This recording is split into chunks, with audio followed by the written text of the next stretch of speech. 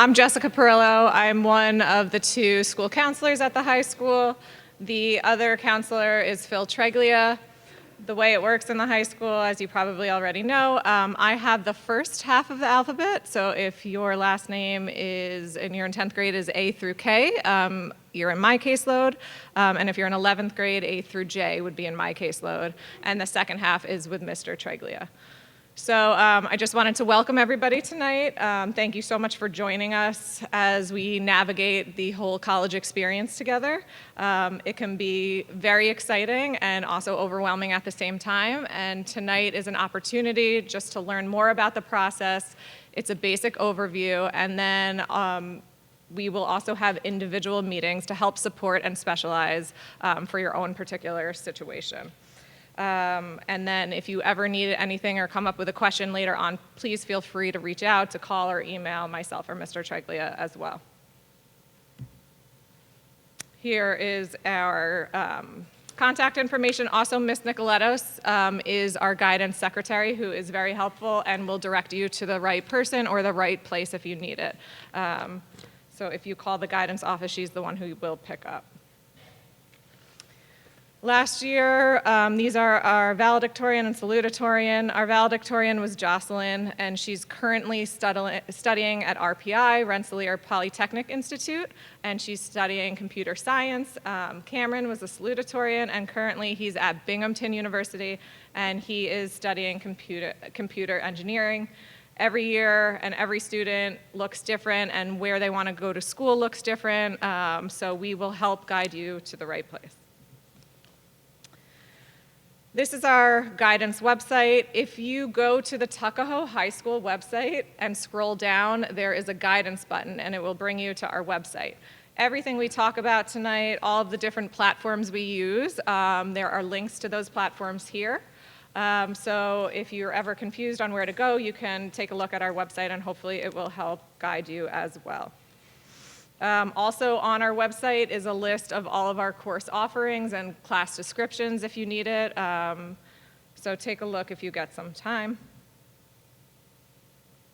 All right, so we're just going to briefly go through year by year. I'll let you know what we offer. Sophomore year, we do a few things. We use a program called Pathful Explore, which I'll go into more depth in a little bit. We have a club fair every year for our 10th graders. They can take a look at the different clubs and extracurriculars we offer to see how they can get involved. The PSAT is optional for our 10th grade students. It's the first look at taking an SAT. And also, we have opened our college tours also to some 10th graders so they can take a look and see what it's like. We have already visited Sacred Heart this year, and that was also open to our 10th grade students, and it was an opportunity to look around and see what a campus is like. And we will have more coming up. I'm sorry, that was for the 11th graders. So we will have more coming up for our 10th graders in the spring, and an opportunity for them to see campuses and explore and see what they like and don't like.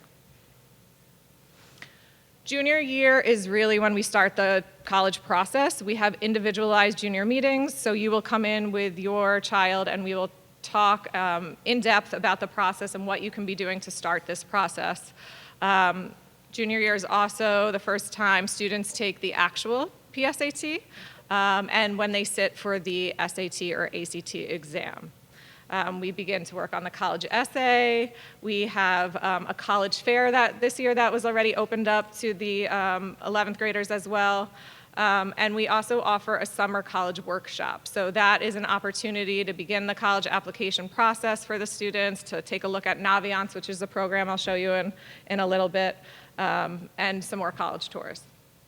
Senior year is really when we finish the college process. So senior year will start off rather quickly, and we will have meetings right away, and we will work on getting our applications in. Mr. Treglia and I do something called College Cafe. So in the beginning of school, College Cafe is a time at lunch where the seniors come into our guidance office and they can sit and work on their college applications. We can read their college essays and their supplements, and we can help support them when they're filling out their common application. It's a time built in. They can come for half their lunch, they can come for their whole lunch, but it's a time where they have access to both of us and we can come and help them with this process. The second half of College Cafe is offered in the spring, and that is tailored towards the 11th grade students. And during that time, we work with the 11th graders on potentially making a resume, taking a look at the college process, using Naviance, which is a program, again, I'll introduce you to, where we keep track of schools that we may be interested in as well.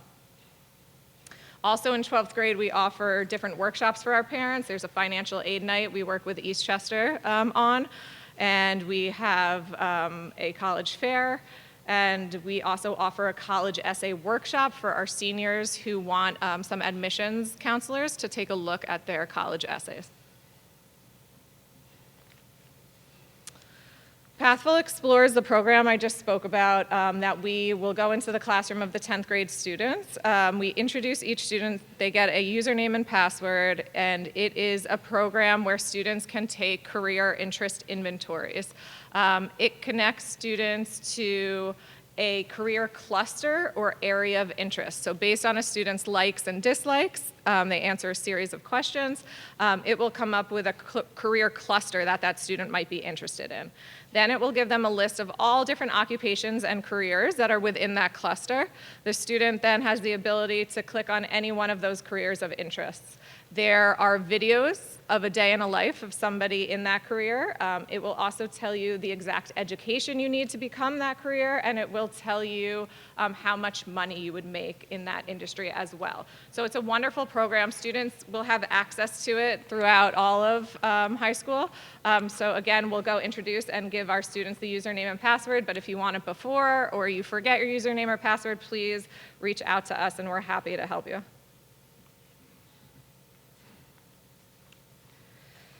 Okay, so strength of curriculum. If you take a look, this is a sample transcript. And for the 11th grade parents here, when we have our meetings, you'll be able to see your student's transcript. So we'll print it out and we'll go over what it means. But basically, each box represents a different grade level. So the top left is courses that a student has potentially taken in 8th grade for high school credit. So that might be Spanish or Italian 1. It could be algebra, it could be biology. Usually students have anywhere from 0 to 3 classes that they may have taken in middle school for high school credit. So that will show on the transcript. Then there's 9th grade, 10th grade, 11th grade. And then when you apply to colleges, they don't really see your grades from 12th grade. They'll just see the classes that you're planning on taking. So this means that students really have only 3 years to build their GPA that colleges will see. So 9th grade counts as 1/3 of this GPA, 10th grade 1/3, and 11th grade 1/3. So you have plenty of time to change and increase your GPA, but you also really need to kind of focus and decide on courses that are of utmost importance to you. What do I mean by strength of curriculum? So our goal as counselors is to work with each student and each family and to help them decide what classes are appropriate to take and not take. So we want each student to push themselves and take classes that may be a little hard or a little more challenging for them. So in Tuckahoe, that might mean taking an honors class or an AP class. AP is a college level course run by College Board. These can be very challenging classes. So we want students to choose classes that are strong, but we don't want their GPAs to drop when doing so. So we're trying to find that balance. And probably the best piece of advice I could give would be to choose challenging classes in your student's area of interest, somewhere they really are trying to excel, maybe somewhere where they'll eventually major in that subject area. But choosing classes is one of the most important pieces of managing this transcript and showing colleges' strength of curriculum. Colleges see what we have to offer at Tuckahoe. So they see how many honors classes we have, they see how many AP courses we offer, and they then can tell the strength of curriculum that your child is taking. So it's important to continue. We encourage all students to continue with music. We encourage all students to continue with their languages, because this all looks good when you're applying to college. So it's something to think about. So this is basically the transcript when you apply. And then colleges can also request to see your senior year grades, your quarter 1 or mid-year grades as well. Our classes, We've noticed that a lot of colleges have different expectations. So we've noticed recently, especially, that colleges are expecting at least 3 years of Regents level math and science class. So we do have a different variety of offerings, but a lot of times, if you're applying to a competitive school, that would be the minimum requirement as well. Acceleration by grade level. So in every grade level, we have different classes we offer, a variety, like I said, of honors courses and AP courses. Our courses are weighted. What do I mean by weighted? If you take an honors class, that honors grade is multiplied by 1.05 when it goes into your transcript. And if you take an AP course, that grade is multiplied by 1.1 when it goes into your transcript. So just as an example of that, let's say your student has an 85 in honors English. That will actually calculate into the GPA as a 93.5. And if your student, for the honors class, it's multiplied by 1.05. So it will go in as an 89. If they're taking an AP course, it's multiplied by 1.1, and it will go in as a 93.5. So it helps to boost up your GPA when you take a harder class, but you still need to do well in that class for it to work. Again, our honors classes are basically chosen by our honors policy. So students need to meet a certain grade level in their previous course in order to qualify for that honors class. On the other hand, our AP courses are what we call open enrollment. So there is no minimum to get in. If you're interested in taking the AP class and you've done your research and you think you're capable of taking it, then we highly encourage you to enroll in that AP course as well. And if you have any questions about the process, that's why we're here. We can help to guide you and point you in the right direction of which classes will be most appropriate for you.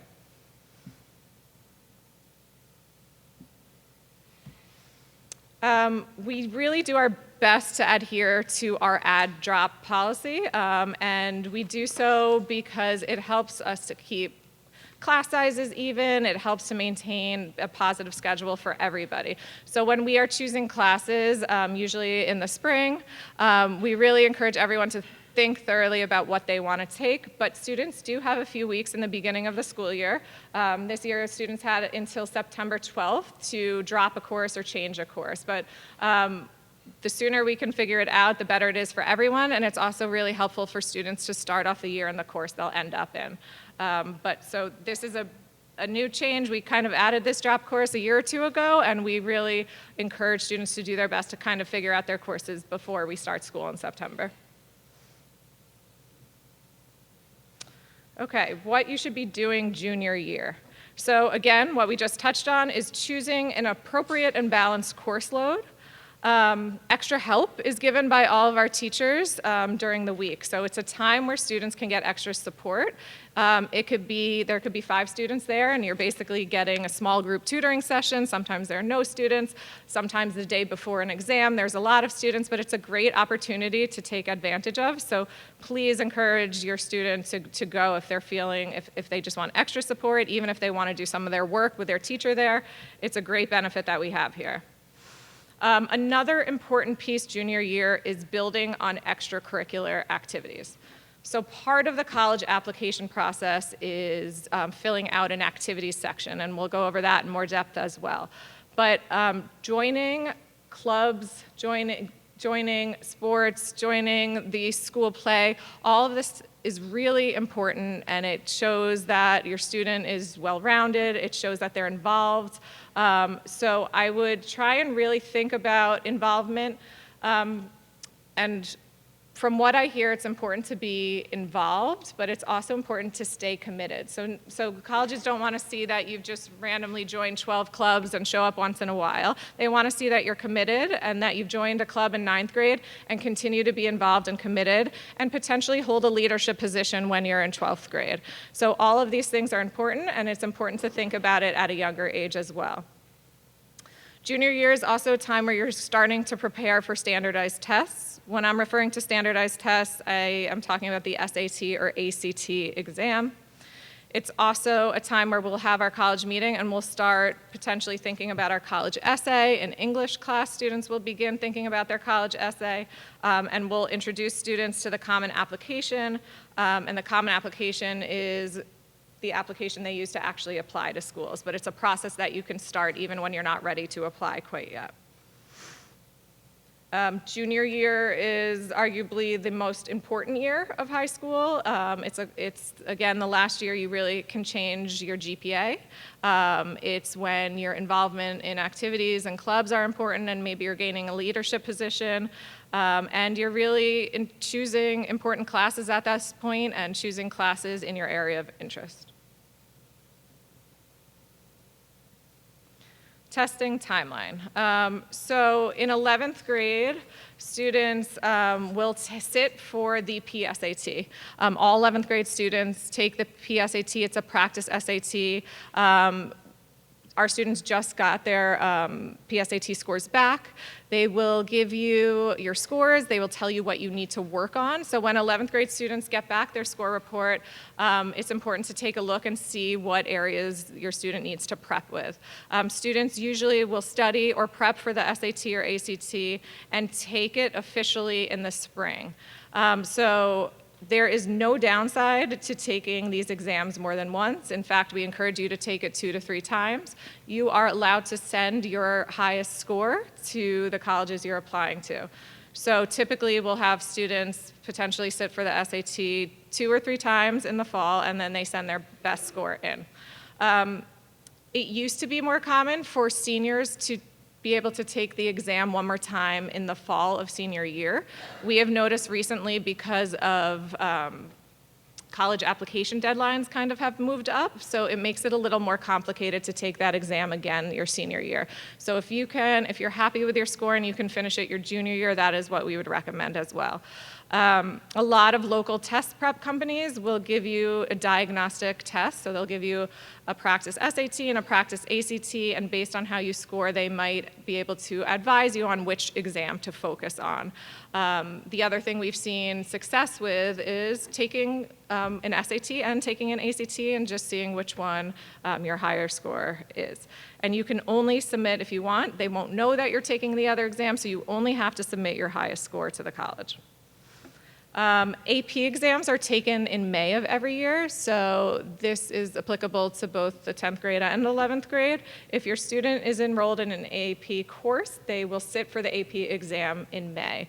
And the AP exam, if you do well on your AP exam, you can self-report it when you are applying to college as well. And many colleges will accept some credit for those AP courses that you take, depending on how you score on that AP exam. So a lot of colleges, when COVID happened, went to something called test optional, when they were no longer requiring students to submit these SAT or ACT scores. Since then, we've continued to have this flexibility. So many schools are still what we call test optional, which means you don't necessarily have to send your SAT or ACT scores.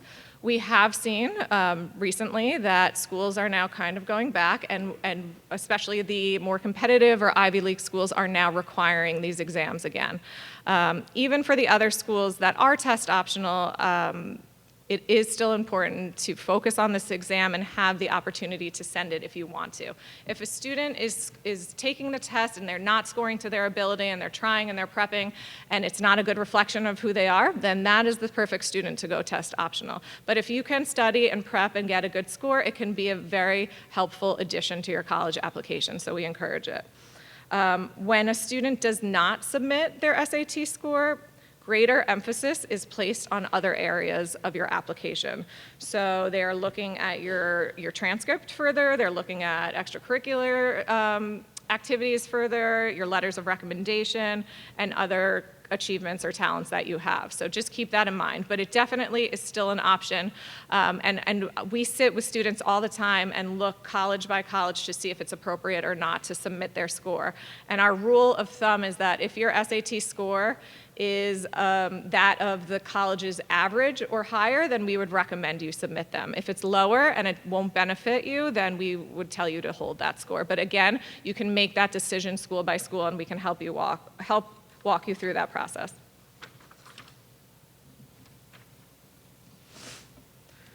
So the difference between the SAT and ACT. The SAT is completely digital. The ACT does have a digital and paper option currently. Both tests are accepted equally by colleges. So really you just should take the one that suits your strengths. The SAT focuses more on reasoning and problem solving.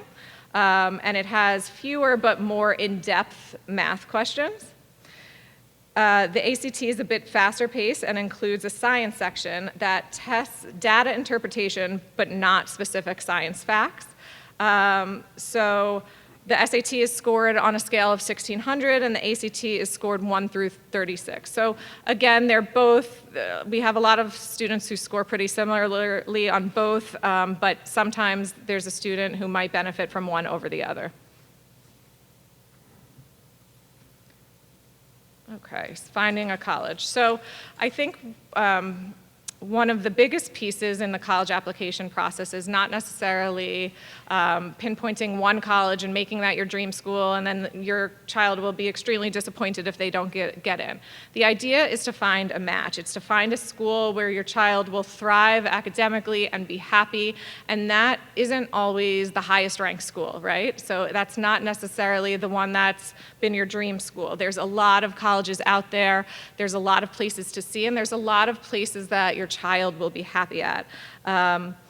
We find that a successful college experience is due to a student finding a perfect fit and a perfect match. So that's our goal, and that's what we will do to kind of help you through this college process as we proceed. College search criteria. So there's a variety of things students will look at when they are considering what college to go to. There's size, there's location. We've seen, especially this year, a massive interest in schools in the South. So a lot of applications are going there. Academics, of course. If a student knows what major they want to be, or they're looking for a strong business school, that might affect where you're looking and what colleges you're looking at. A cost of a school is important as well, but my advice for cost is don't just apply to a state or city college because you think it's going to be cheaper. I've seen many private schools offer more money, and it ends up being actually cheaper than a state or city school. So leave your options open, and then you can compare everything at the end, but don't count something out because of what you think initially. Campus life, so what's offered on campus, how much academic support is there, is there job placement after college, and then also going to visit campus, and we'll talk about taking visits in a little bit. Naviance, it's a program I keep mentioning, and I'll show you it shortly, but they offer a search tool where you can put in different criteria. So if you know you want to go to a large school in the South and your GPA is approximately a 3.2, it will help you show you which colleges are available to you and appropriate to put on your list as well.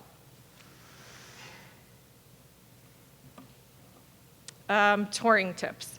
So for those 11th grade parents in here, now is a good time to start thinking about taking college tours, potentially planning ahead. That might be spring break, it might be a long weekend, it might be over the summer, and it might be that you're driving through a town and you are driving past a college and you should just pop in and take a look and see what it's like. And it's an initial look at for your child basically to see what they like and don't like. A lot of times you have to register for official tours ahead of time. So you would go to that college's website, and usually it's under the admissions tab, or it'll say visit us now, and you click on it and you can arrange either a tour or you can take a self-tour. But I am a firm believer that actually stepping foot on campus is one of the best ways to see if your student can see yourself there or not. You can walk into the dining hall, you can go to the campus center and just see what it feels like overall. So I would start thinking about that now. I know we have some 10th grade parents in here as well. And again, you don't need to take official college tours yet, but start having these conversations, start thinking about it a little bit. I think this is included in the packet we gave you, but these are some questions. A lot of times students are nervous when they meet the admissions representatives. So whether a student is at a college fair or they are on a college campus, These are some questions that may prompt a student and may help a student to talk to one of these admissions reps as well. But it's always a good idea if a student knows they want to be a part of the business program, let's say, they can always prompt and ask questions about their specific major or what class sizes are like, but this document will help give them some ideas about what to talk about as well.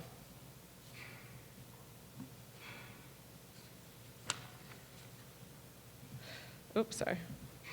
So this is finally Naviance. So Naviance is one of the two platforms that we are going to use in the college application process. Naviance we use mostly in 11th grade, and it is where we will keep track of colleges that your student is interested in. So again, if your student doesn't know their username or password, they can pop by guidance and we'll happily give it to them. If they do know it, and maybe some of you have started using it, it's a good idea. You can search any college. So let's say when we took our trip to Sacred Heart, that they love Sacred Heart, they can look up Sacred Heart and there's a little heart next to it. And if they click on the heart, it will automatically add it to a list of schools that they're thinking about. Now is the time. You can add 50 schools to this list of interest, and eventually we'll narrow down those schools into schools that we're actually applying to.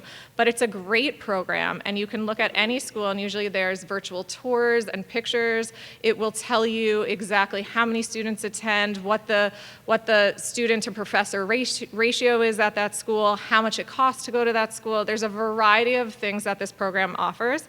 But again, creating this list of interest is of great importance. There is a scattergram, as you can see in the top right, and I know it's small, but what it does is it keeps track of all of our students from Tuckahoe who have also applied to colleges in previous years. So this is Binghamton, for example. So it keeps track of all students who have in the past applied to Binghamton. The green little dots represent the students who've been accepted. The X's represent students who've been denied, and those blue diamonds are students who've been waitlisted or deferred, and that basically means they're put on hold.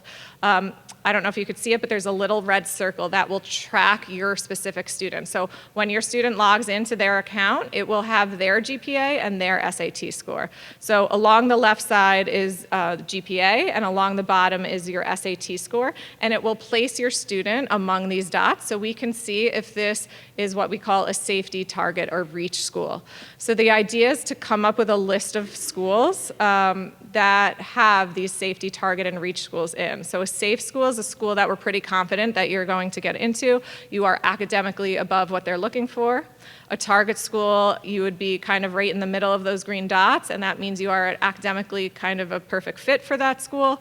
And a reach school means that academically the college is above you, but you're going to reach for it and try anyways. So again, by the time you get to a senior year, the goal is to have narrowed down your list of colleges to a list that has all three of these categories in it: safety, target, and reach. And these scattergrams really give us the ability to kind of see if they're safety, target, and reach schools. You could see here the average accepted GPA for Binghamton is a 96, and their average accepted SAT score is a 1347, right? So it gives you an idea of where you need to be academically. And even if you are like a 10th grade student and you may have a dream, maybe Miami's your dream school, well then you can look now and kind of see where you need to be academically to get into a school like Miami.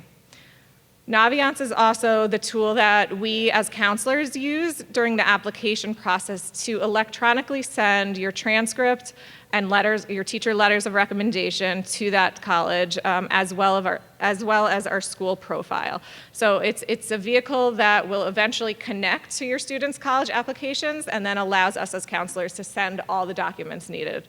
Again, I don't want to totally overwhelm you, but Naviance should be a tool that you can start exploring now, whether you're in 10th or 11th grade, and just start keeping track of colleges that may be of interest to you. When a student logs on, they see this What's New box as well, that's below that scattergram, and that shows our senior class which college admissions officers are coming in to visit us that day. So like this, as a University of Maine will be coming to visit. So any student who's applying to the University of Maine would then sign up to come to our guidance office and meet with the admissions rep from that college. It's a wonderful small group opportunity to really get to know the admissions counselor. They tell you facts about their school, and our students can ask them questions. And again, that shows this demonstrated interest that I've been talking about as well.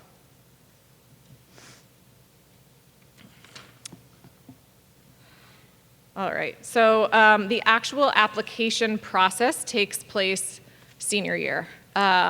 So students in 11th grade will prep for this process. They can begin filling out what we call the common application, but the actual submitting of application is right in the beginning of senior year.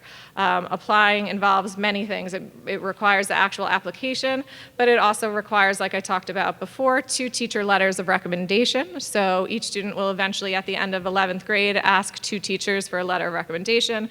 We usually will say 1 science or math teacher and 1 English or social studies teacher, so 1 from each area. Unless a student knows exactly what they want to do, and if they want to go to college and they're going to be majoring in biology, then they can ask 2 science teachers. Additionally, they are going to send their SAT and ACT score, and we provide the transcript and our school profile as well. I'm going to briefly touch on the different types of admission deadlines.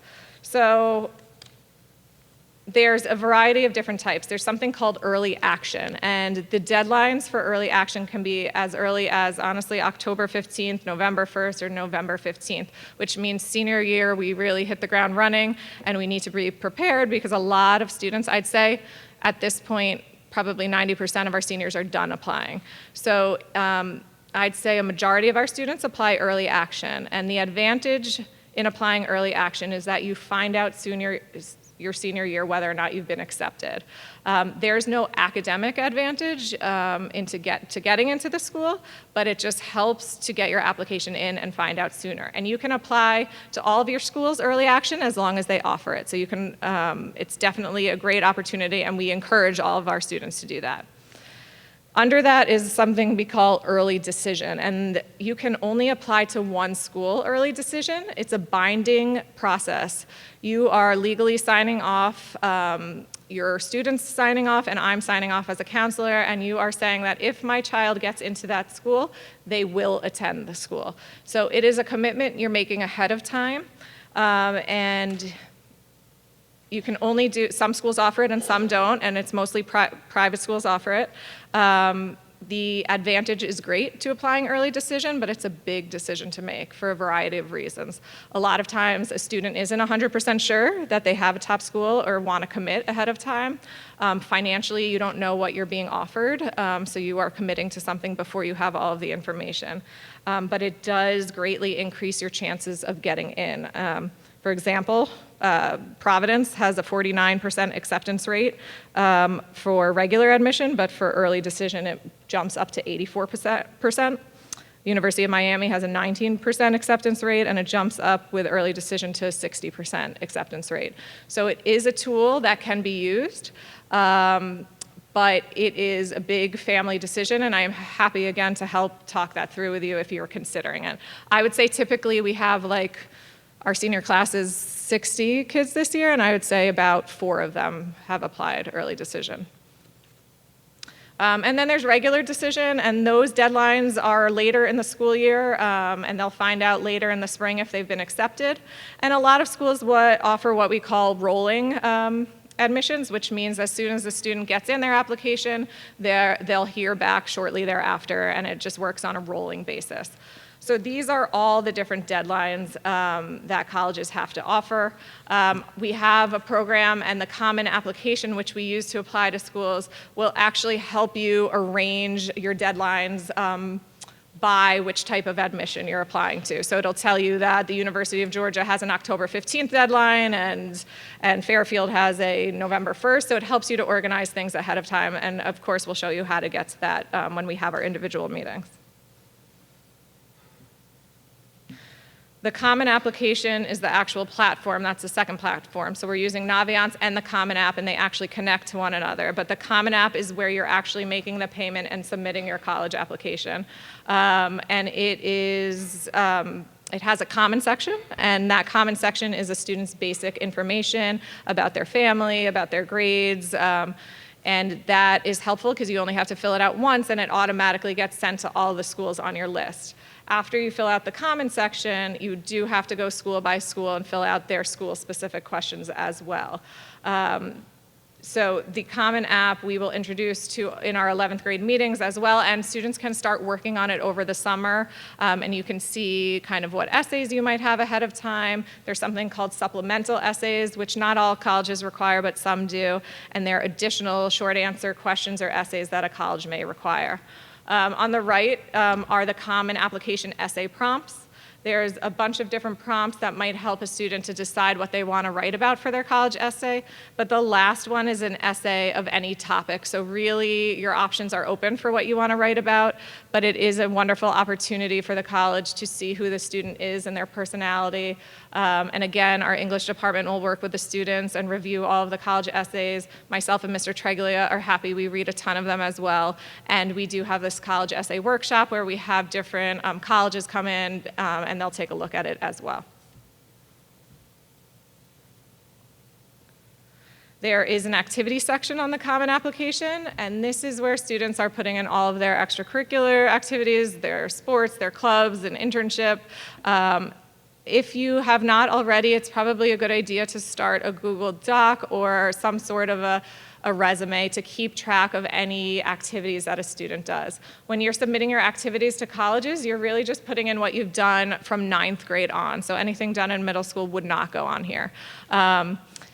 And also, we have the academic awards every year. If your student wins any award or is on principal's list, it's a good idea to keep track of it. I think, you assume you're going to remember everything, but then you get to your college applications and you forget what you might have won in 10th grade. So I would start doing that sooner rather than later. Financing your child's education. Again, we're not going to get into detail here, but we offer a financial aid night for our families every year.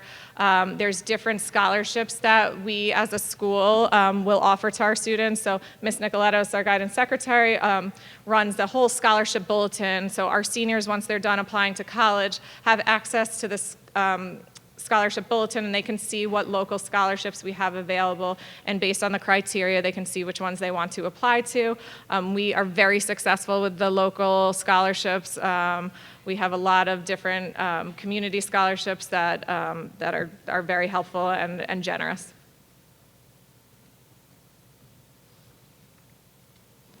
There's a few new trends in college admissions. So increased competition. So applications are on the rise, which can mean lower acceptance rates, but more importantly, it just means making your list more appropriate, right? It's just making sure that we have those safety target and reach schools on your list.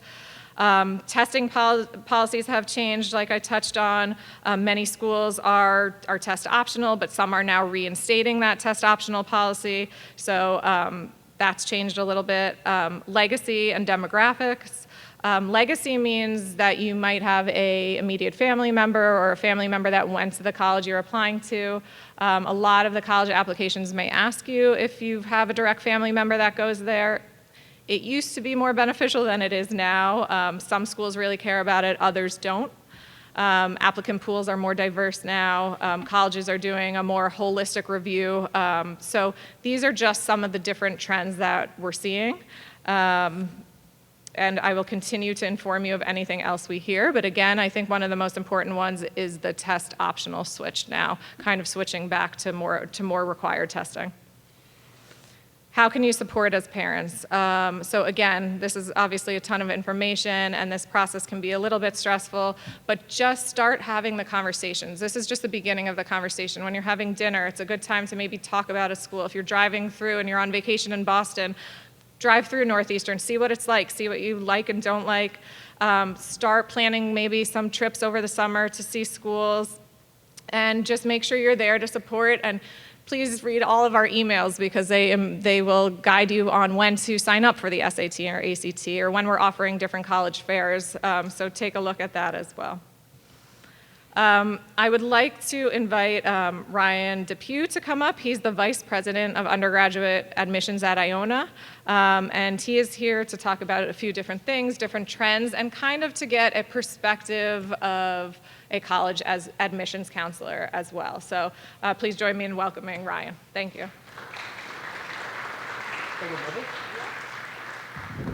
I'm gonna go mobile. Evening, folks. We're gonna work on that tonight. My name is Ryan Depew. I'm the Vice President of Undergrad Admissions at Iona University. My pleasure to be here tonight. I'm only going to talk for a few minutes, then we'll do some Q&A about different things you might be concerned about as a parent or as a student. But I work for your counseling office, and you all are very fortunate to have a wonderful counseling office, great resource, to come up with some questions that you might have as you go through the college process. But before we start, I want to build a little context, because one thing about college admissions reps is we're always looking for context. So I've been in the business now for about 15 years, working at 3 different institutions. Before I came to Iona, I was the Director of Admission at Tuckahoe University for about 8 years. I was in another private school here in the Northeast. Long before that, though, I worked in the school counseling side as a school counselor. And long before that, I worked in mental health as a counselor. And I share this with you tonight because what I've learned in my career is there's one dominant emotion that tends to drive the college process for many families. It's a 4-letter word, and it starts with the letter F. It's not that F word. It's fear. So tonight, what I'm hoping to do with you all is really pull back the curtain, talk about some things that you're probably thinking about, talking about, or maybe some things you're anxious about, really to help you and your family make informed decisions about what your next best step can be, okay? There's no questions out of bounds tonight. As we roll through the end of the conversation, you want to raise your hand, participate. I certainly ask you to do so, and we're gonna have a little bit of fun tonight. And if, at least we're gonna pretend to have a little fun, and we might have a little fun by accident. Sound good? Oh, those are my best jokes. It's all downhill from here. Just full disclosure. So first and foremost, I often get questions about how many schools should my student apply to, right? And I'm not going to take the easy way out, but I will share with you all tonight that many of my answers are going to be a good old "it depends."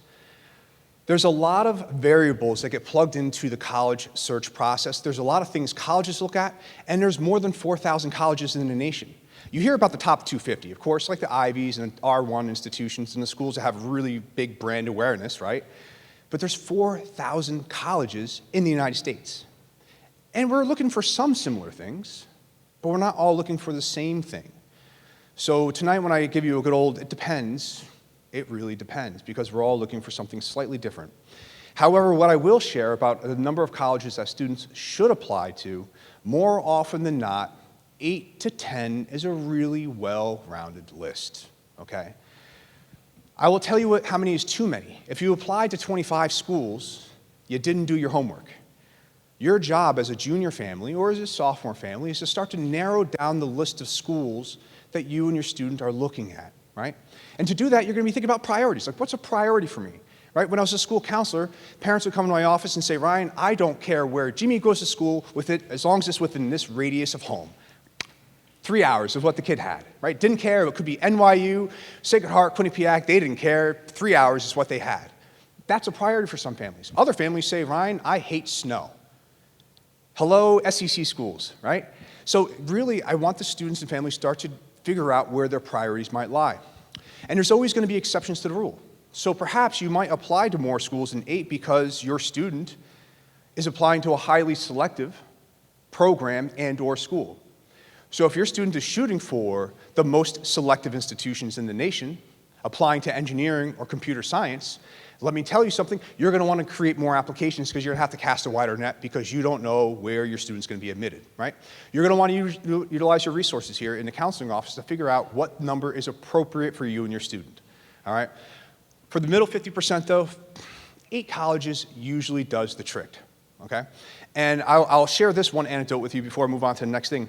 I started off the evening talking about fear. I'm going to open this out to the audience, and I'm going to give away a full scholarship to Iona for somebody who gets this question right.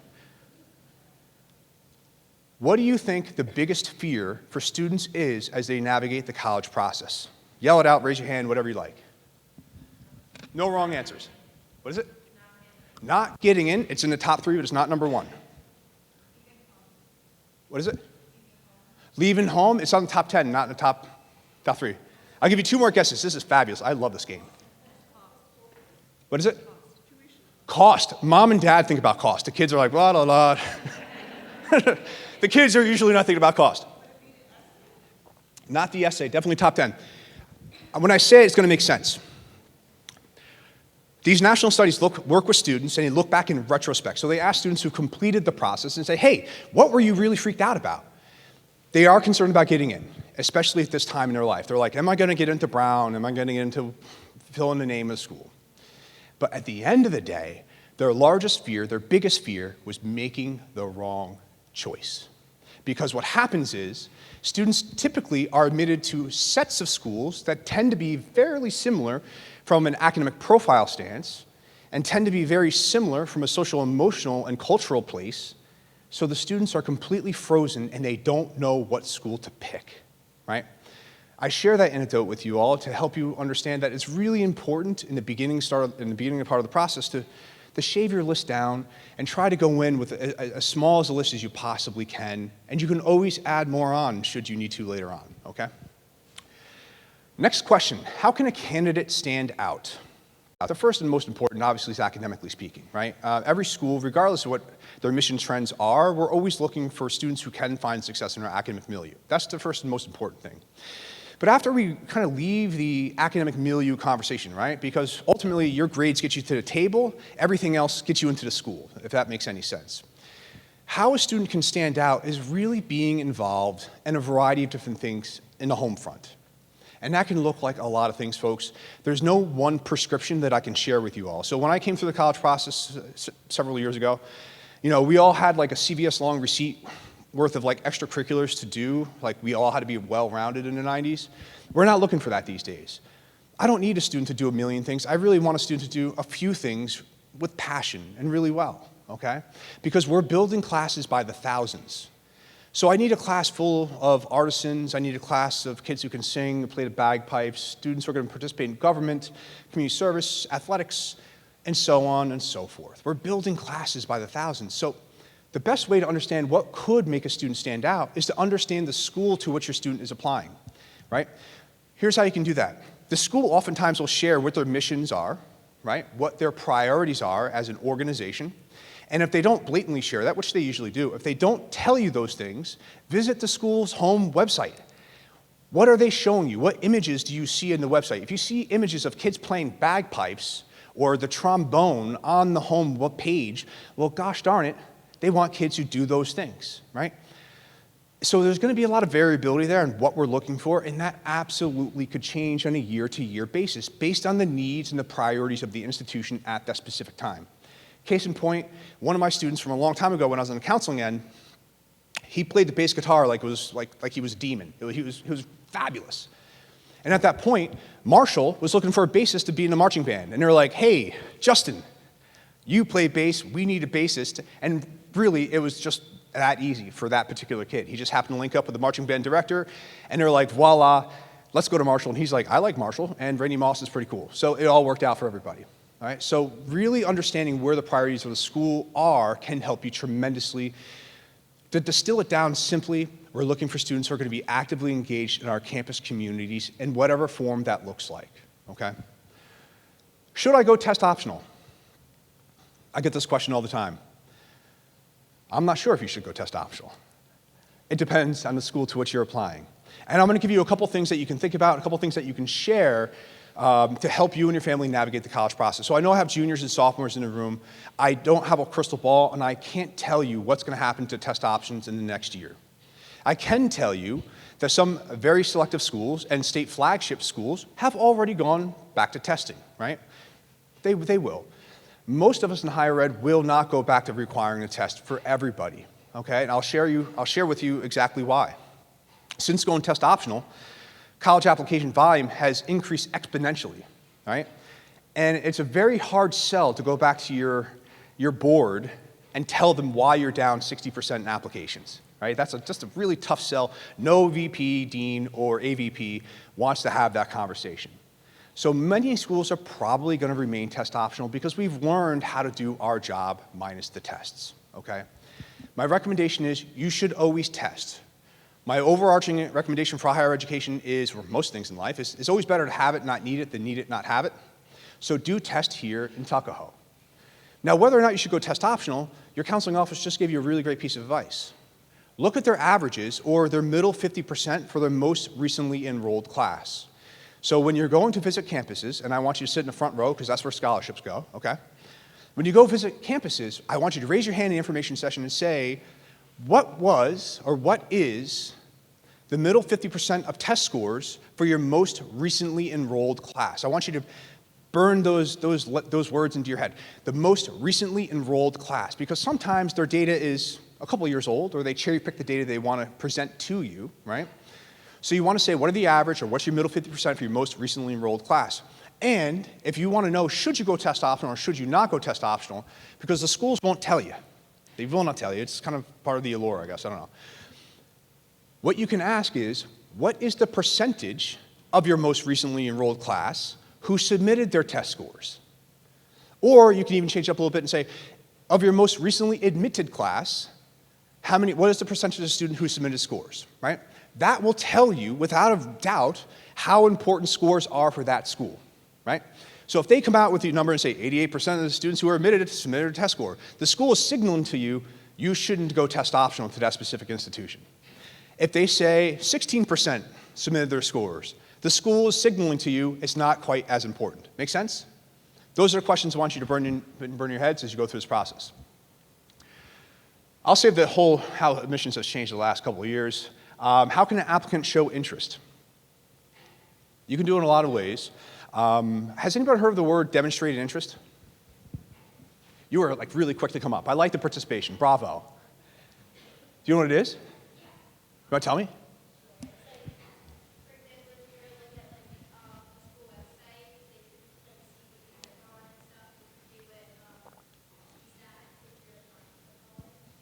Yeah, bravo, thank you. Full scholarship to you. Yes, I like how your friends support you in this endeavor.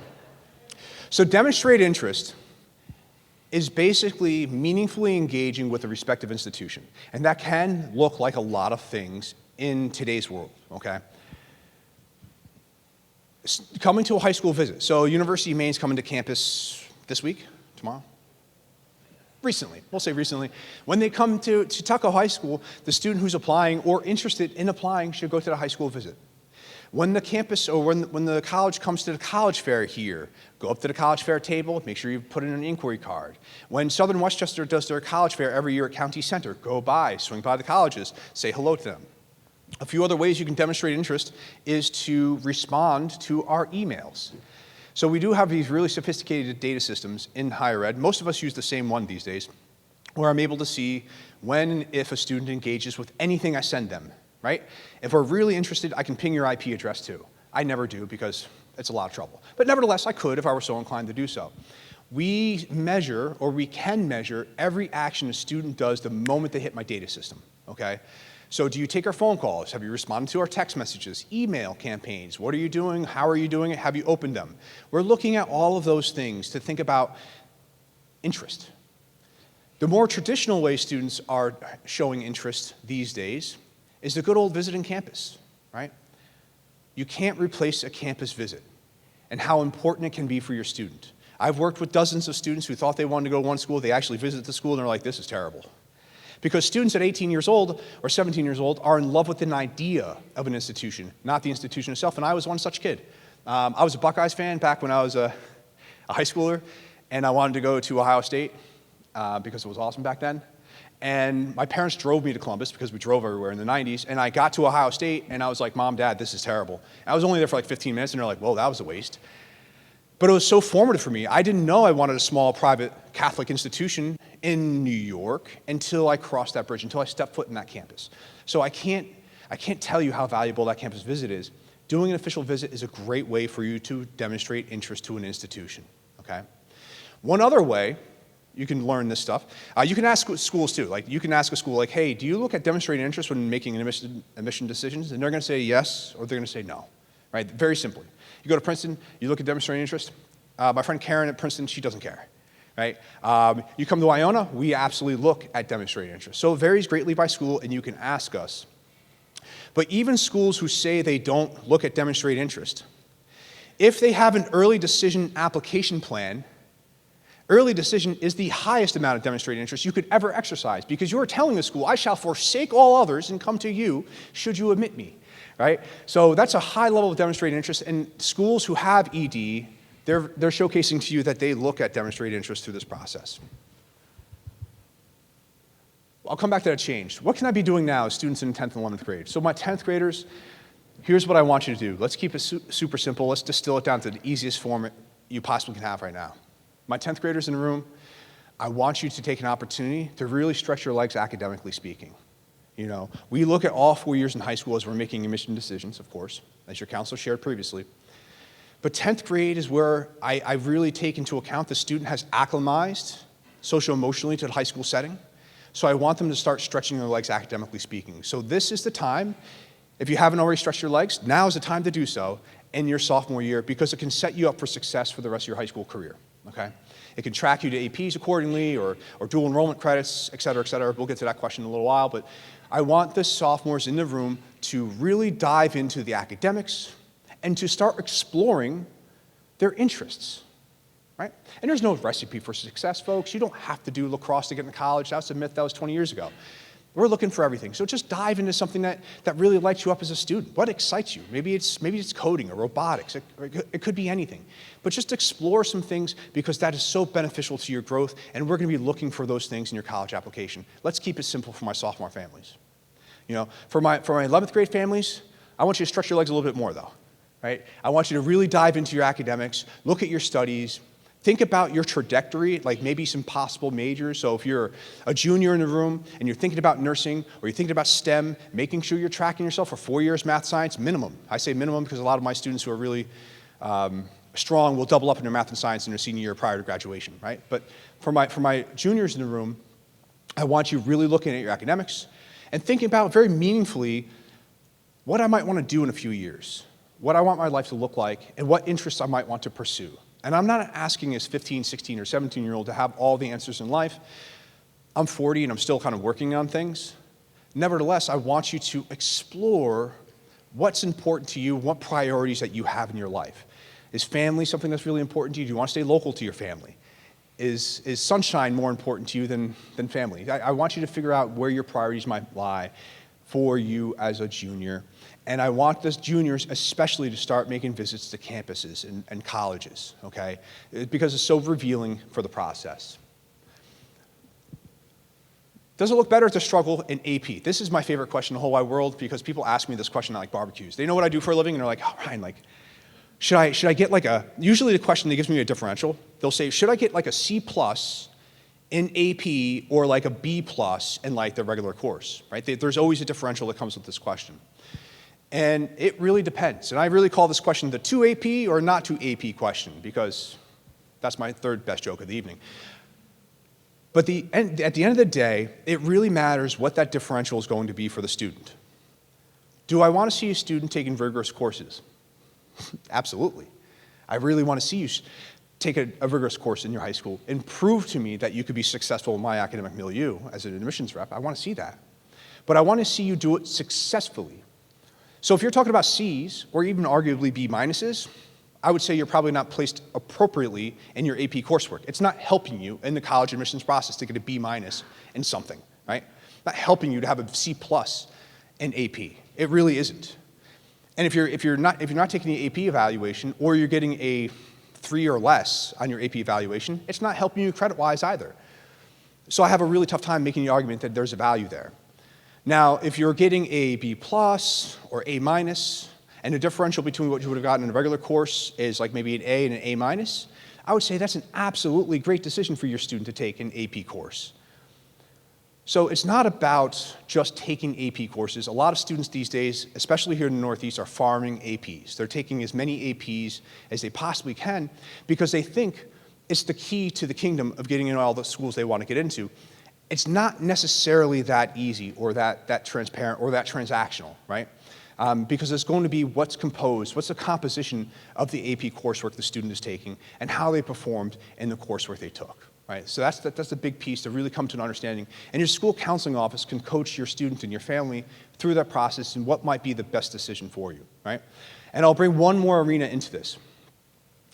So even if you're going to a school where a C plus in an AP doesn't necessarily hurt you from a mission standpoint, it can still hurt you from a merit-based scholarship standpoint, because we only calculate in that C plus into your overall average that we're going to look at to aggregate your GPA and then to put it on a scale for merit-based money.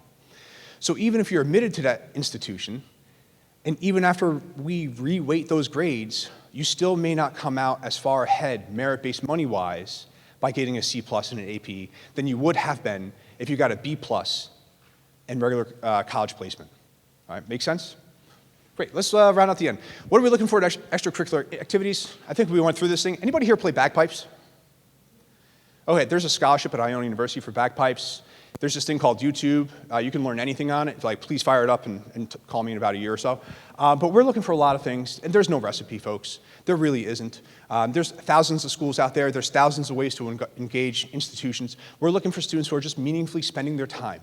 And that could be extracurriculars. That could be a job. Every admissions rep loves kids who are employed, right? They're working for somebody on a part-time basis. Maybe you're just doing service at Lake Isle or something like that. I don't know. Whatever it is, we're looking for students who are engaged in something outside of just the academic milieu. And it can be anything. The schools will signal to you what's important to them. So with that, I'll turn it over. I guess we'll do a little Q&A. Do you have any questions? Any place you want me to go to that I haven't gone to? You can open it up, and any questions for myself or Ryan, we're happy to answer. If anyone has them. Oh, question. Push over here.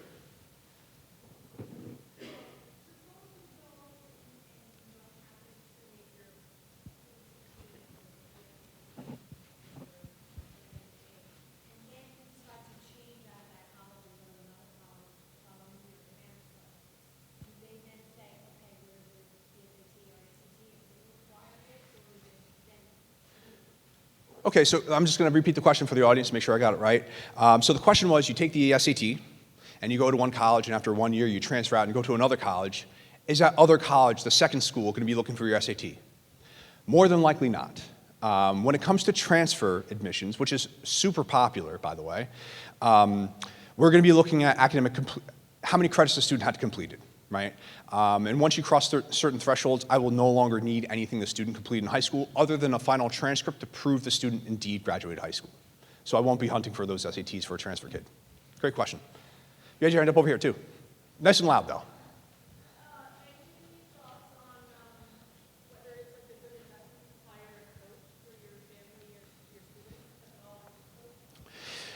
My thoughts on hiring a consultant to work with you and your student through this process.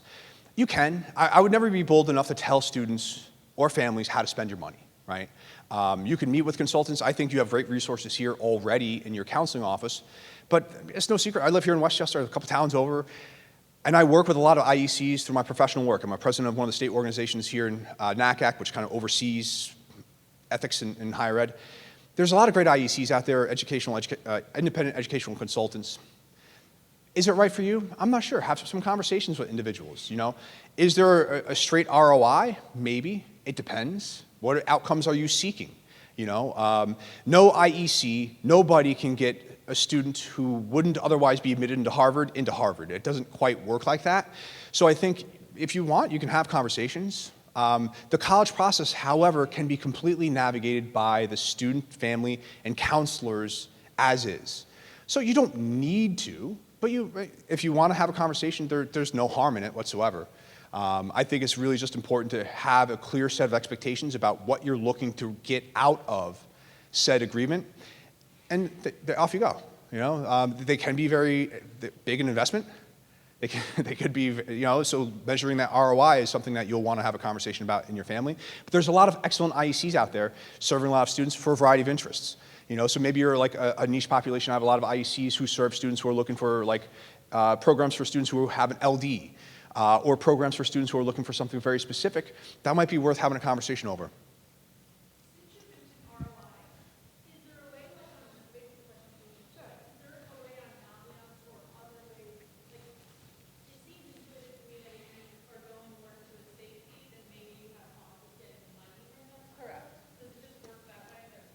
Correct. So we sometimes have some of our stronger students end up going to a school you may not think they would end up at, but they are getting a full ride there. So depending on a student's GPA and what the college can offer, a lot of times the college is trying to boost their GPA and their SAT scores, and by having a student like that, it does so for them. So yes, absolutely.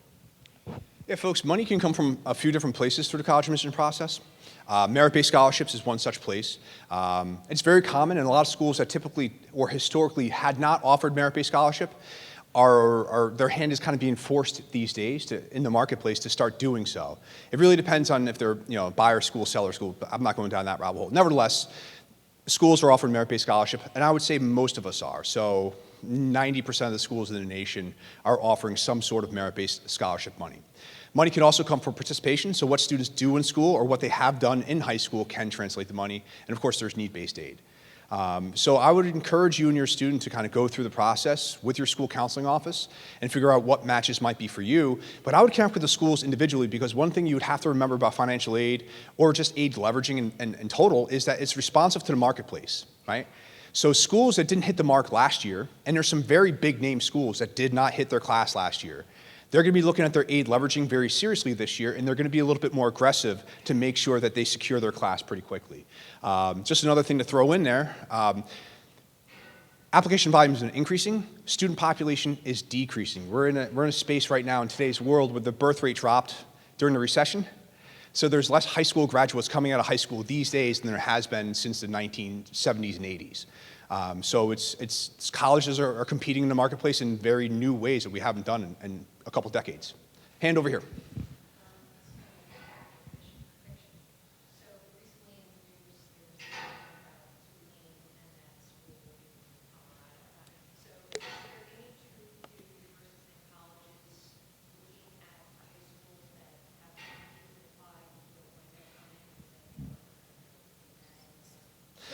Yes.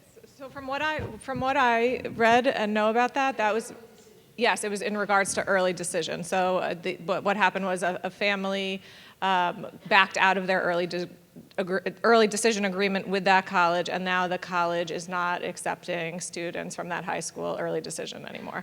So yes, and you can talk about the broader.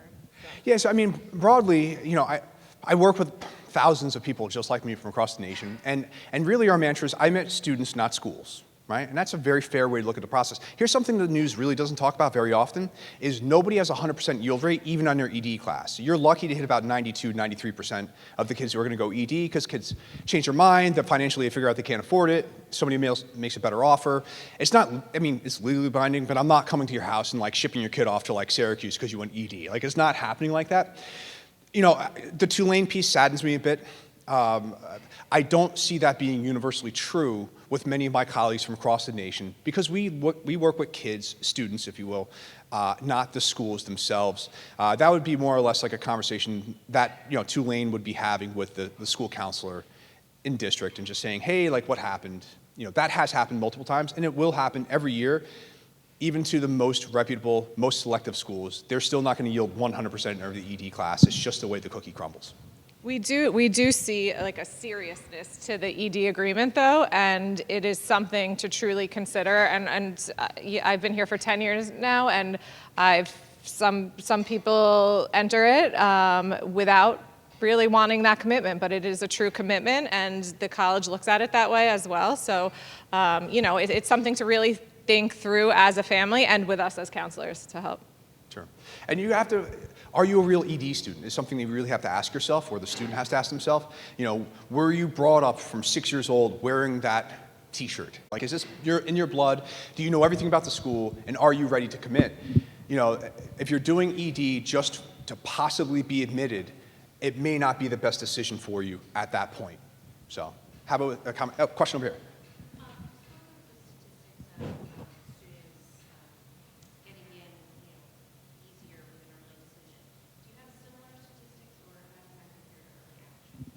We do, and every school publishes. So question for the room, do we keep stats on our application plan? So early decision, EA1, EA2, regular decision. Every school does, and we publish all of them externally, right?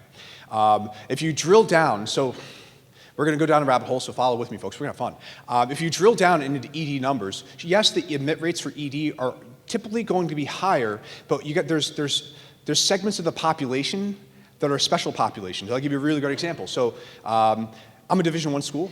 Other Division I schools have ED programs. They oftentimes have all of their signed student athletes go early decision because they've already been vetted by the admissions office. We do academic pre-reads for all of my Division I recruits. So there's going to be special populations for some schools. Maybe it's legacy in the ED pool. There'll be, a population of your sports and athletic kids, and a population of this and a population of that, all tucked into that number that gets you 64% as opposed to 21%. So it's not just an easy yes. Is it more likely? Like, yes, you're more likely because the admit rate's higher. But within the population of that 60%, when you drill down, there's going to be segments of the population that are very specifically serving the institution. We all publish the rates for early action all the way through. So for like Tulane, I'm not going to give you the numbers because I shouldn't get another school's numbers, but it's a well-known fact that you're going ED to Tulane because their admit rate for regular is like 4% or thereabouts. It's less than 5%. So you're going to work with your counseling office here to work on a strategy that serves you and your student best, and you can look at EA and regular decision, et cetera. Question in the back room.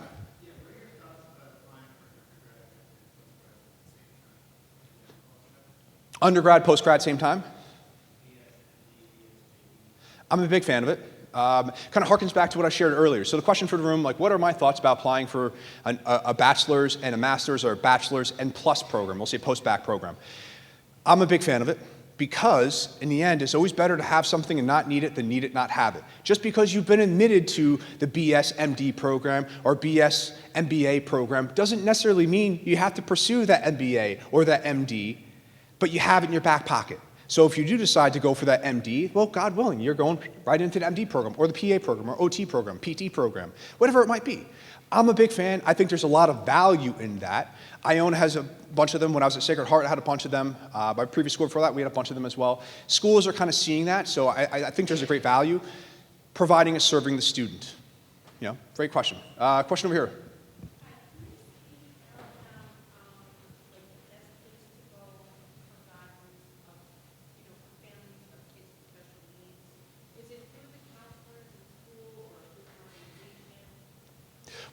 So question for the room, if your student has any special need through the process, where's a great resource? I mean, I would automatically direct you to the school counseling office. It's a great place to start the conversation. But yeah, we definitely can help with resources. We have experience with it. We have a list of places that are possible. Also during meetings with the CSE, we can discuss it, and our school psychologist. So I would start there. And then I know there's different, agencies that can help you as well. So just the same as anyone else. When we send out our 11th grade meeting list, so our secretary, Ms. Nicoletos, will send it out to sign up for a slot, and you can do the same. But we're also happy to meet with you at any time. So if you contact myself or Mr. Treglia, we are happy to meet with you if you want to start that process. Yeah. There's also a lot of great resources out there for families. If you swing over to Barnes & Noble here in town, you can go to the test prep section, and within the test prep section, you're going to find a lot of resources there, ranging from scholarships to test prep, et cetera, et cetera, et cetera. You can find a book there. I'm a big fan of searching through tangible pieces, right? Because sometimes it's really difficult to verify how accurate the internet is, and also what happens mostly when you inquire and get information online, they usually package and sell your data to people like me who purchase it at 52 cents a pop, right? So when you're searching for scholarships or anything that you're searching for in the admissions process, I'm a huge fan of swinging by Barnes & Noble and taking a look at one of the books there. You're welcome. Hope that helps. Other question? Ma'am?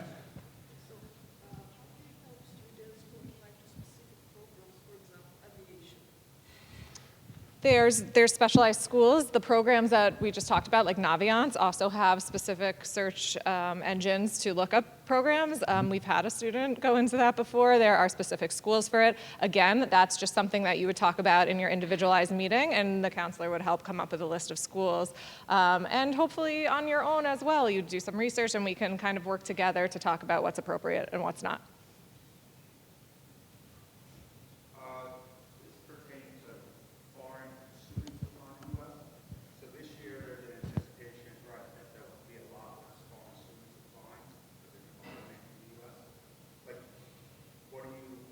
How do you see that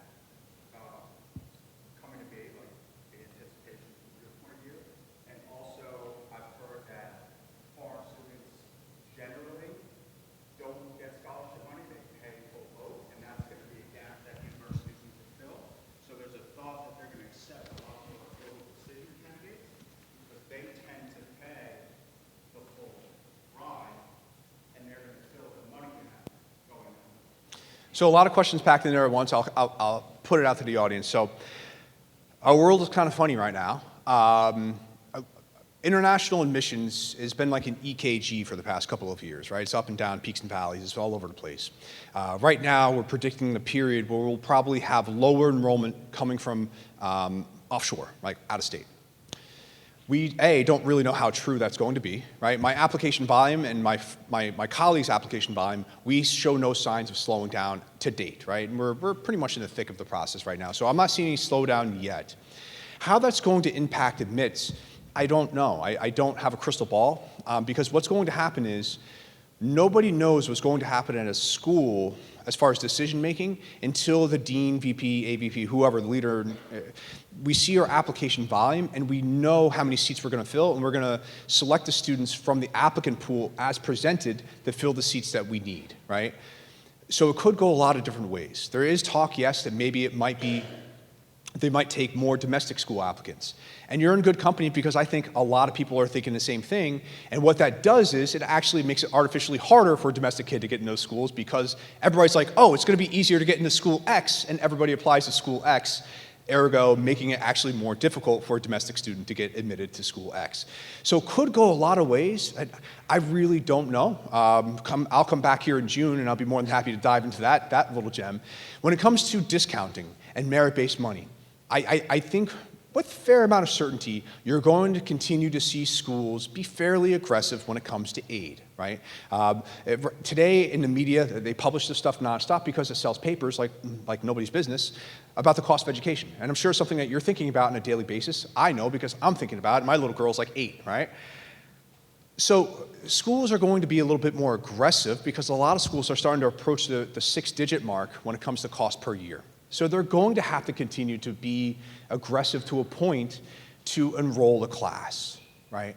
What that looks like and how it could look like for you and your student in the next 18 months or 24 months, I really have no idea. If you're a junior in the room right now, how it's going to look a year or 2 years from now, that's something I absolutely cannot predict. The marketplace has become so volatile these days, I have no idea.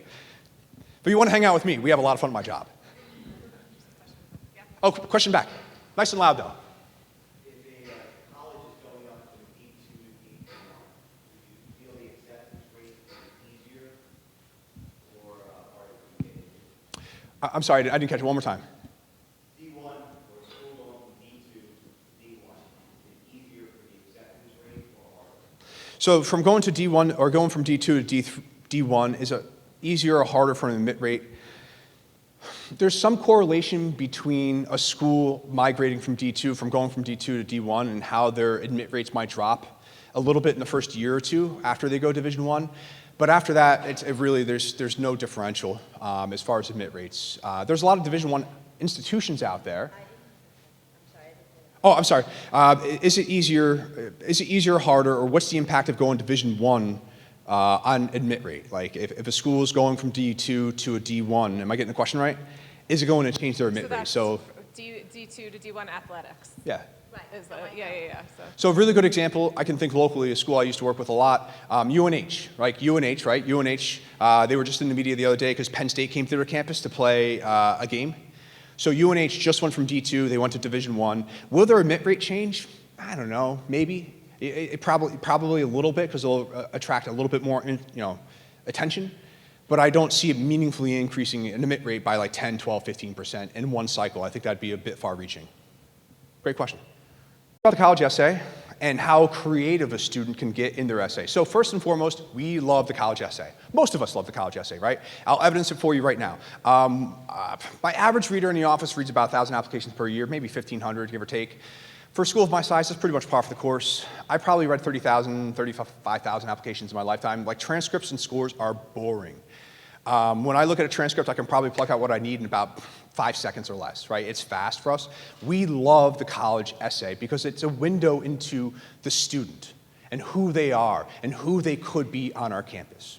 So I'm a huge fan of the college essay, and I believe most of my colleagues would share my sentiment about the essay.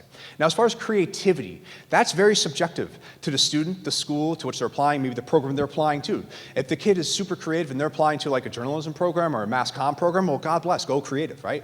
But if you're like a creative student who also wants to go engineering, you're applying to a tech school, it may not have the same shimmer in the committee room as it would elsewhere. So I think it's really important to look at the college essay through the context of the program the student's applying to and the schools they're applying to as well. I hope that helped, but we love the essay. Big fan. Don't squander an opportunity by using AI to write your essay. That was my PSA for the day. Yes, sir. So how does job growth look for a 16-year-old?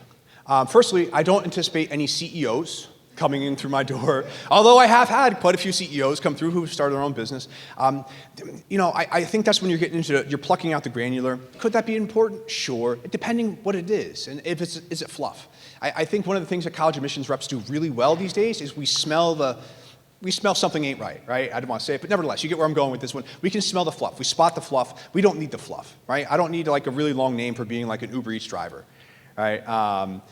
What I'm really looking for in employment is commitment, is obligation, understanding that teamwork makes the dream work. Those are traits that every school is looking for, and people and employers are looking for later on in life. And that's one of the things that we're looking for. So, you could be a CEO, but is it impactful? Maybe, but generally speaking, the kid who had job growth and became CEO probably excelled in a lot of other things too, so it doesn't necessarily equate to an automatic admit. It could be like the rising tide, if you will. Yes, ma'am.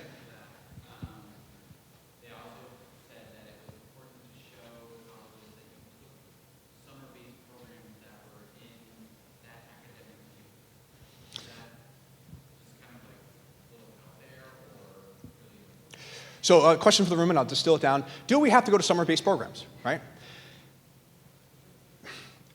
It's really tough to know and understand how other colleges make decisions, right?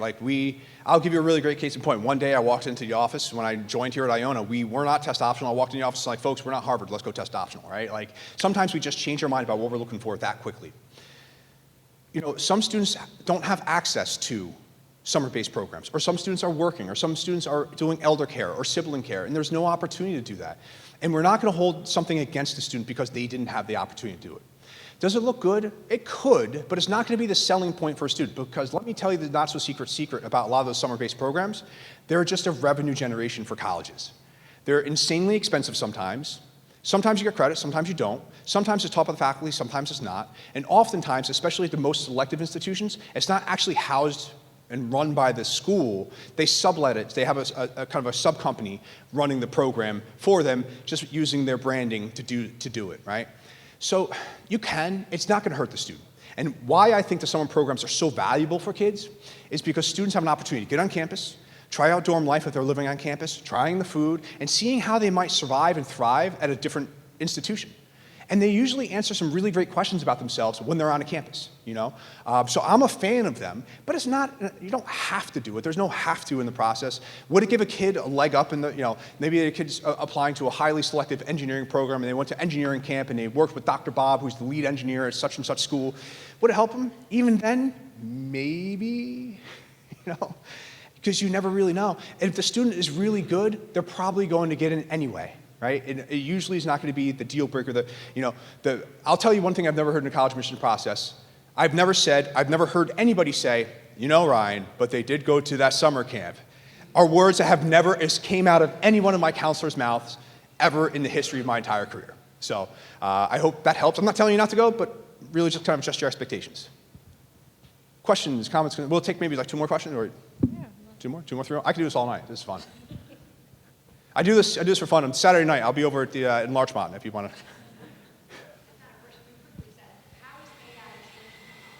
to. How is AI changing college admissions? I can bring out like my whiteboard. We could have a evening conversation about how AI is impacting the college admissions landscape. How it's impacting student search, like how students are